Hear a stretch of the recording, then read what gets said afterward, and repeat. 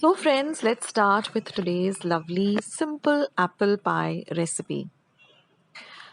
Now, for the puff pastry, I will leave a link to how I make my own puff pastry at home, but here I'm using the ready made one. Now, I've taken two large apples and I have washed them well. Then I'm going to cut them up into fours like this and take off the core of the apple. Now I'm leaving the peel on for that little crunchy effect. And now I'm going to slice them very thinly and even slices. They have to be like, half an inch thick. Use a nice sharp serrated knife for that, the perfect cut. And just put them into a steel bowl or into any large mixing bowl.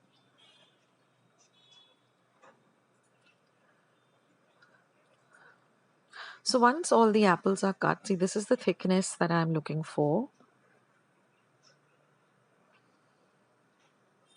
And now I'm just going to pour about 2 tablespoons of lime juice or lemon juice.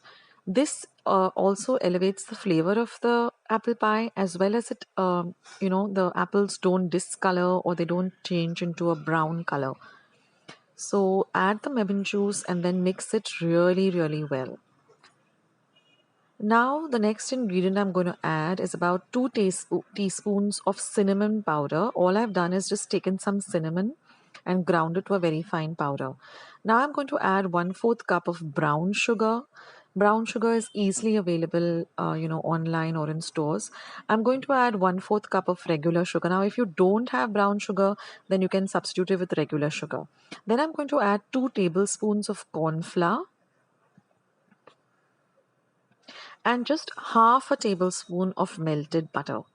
Now we're going to mix all these ingredients really well. You can use your hands too. Just see that everything, gets coated very, very well.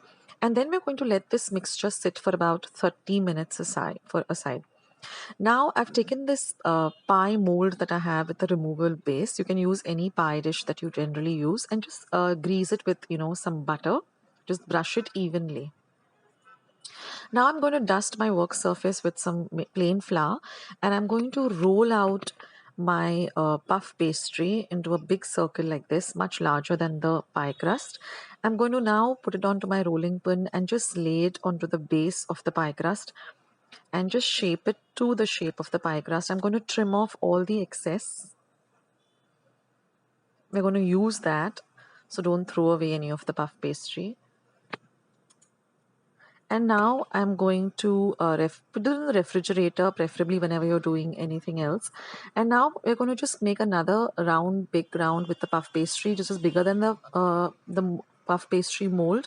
And we're going to cut, 10 even size strips. Now I'm using the typical Nyori or Karanji cutter for that lovely effect, and place them on a plate. Now I'm going to place my apples in this fashion, in this manner, in a circular manner in the pie.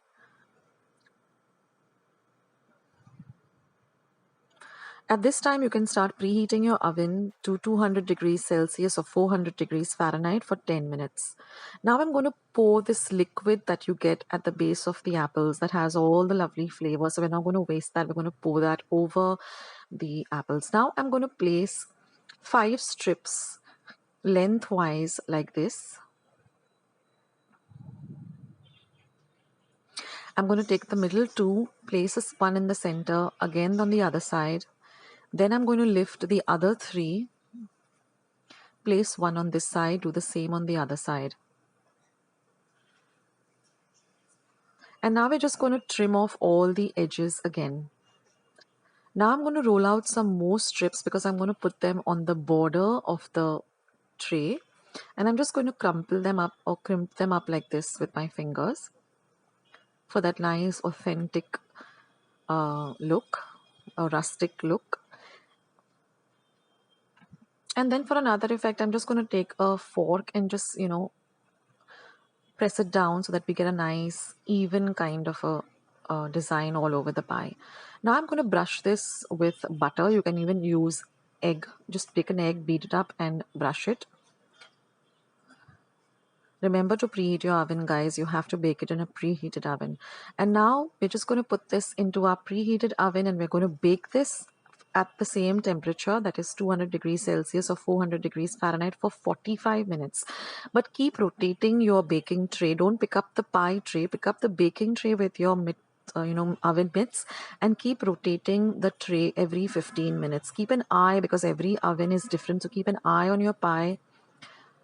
And after it's out of the oven, let it cool for an hour. Don't be in a hurry to cut it up or slice it up.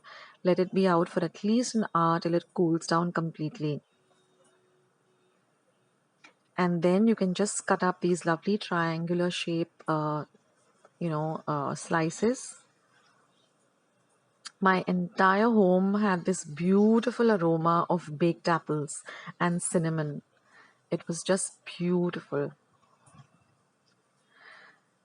So now just slice it up and pick it up with this cake